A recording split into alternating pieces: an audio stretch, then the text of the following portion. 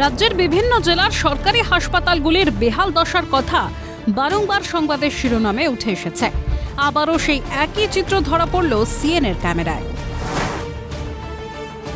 30 শয্যা বিশিষ্ট মুর্শিদাবাদের হরিহরপাড়া ব্লক প্রাথমিক স্বাস্থ্যকেন্দ্রে রয়েছেন মাত্র 4 জন চিকিৎসক। রোগীর পরিবারের অভিযোগ, তারা ভালো পরিষেবা দিলেও সমস্ত ওষুধ, হাসপাতালে ব্যবহৃত সিরিঞ্জ, স্যালাইন, এমনকি সুতো পর্যন্ত কিনে দিতে হয় তাদের।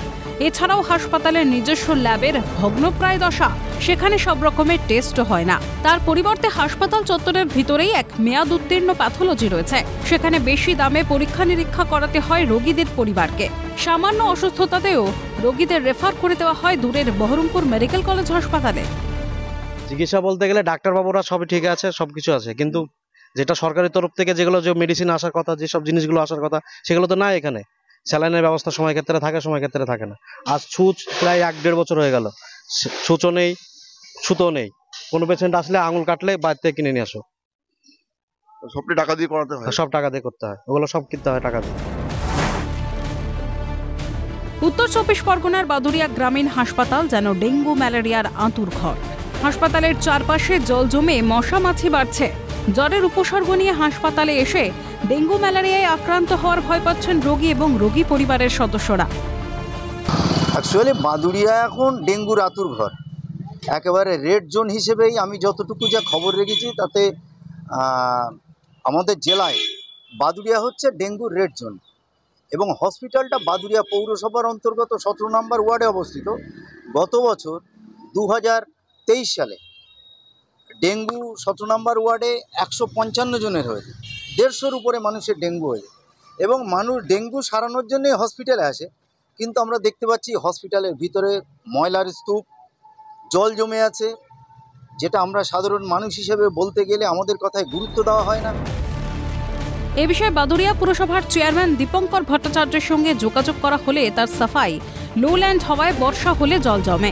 এ বিষয়ে স্থানীয় বিডিওর সঙ্গে যোগাযোগ করেছেন, তবে এক্ষেত্রে তার সরাসরি কিছুই করার নেই। প্রথমেই বলি, রুদ্রপুর রুরাল হসপিটাল এটা আমার 17 নম্বর ওয়ার্ডের মধ্যে পড়ে, কিন্তু অ্যাকচুয়ালি এটা হচ্ছে আমাদের বিডিও সাহেবের জুরিডিকশনের মধ্যে পড়ে। এটা চেয়ারম্যানের জুরিডিকশন নয়, মিউনিসিপ্যালিটির জুরিডিকশন নয়। তবুও যেহেতু মিউনিসিপ্যালিটি এরিয়ার মধ্যে পড়ে, আমরা মাঝে মাঝেই ওখানে যতটা সম্ভব নোংরা আবর্জনা যেখানে যা আছে পরিষ্কার করার চেষ্টা করি।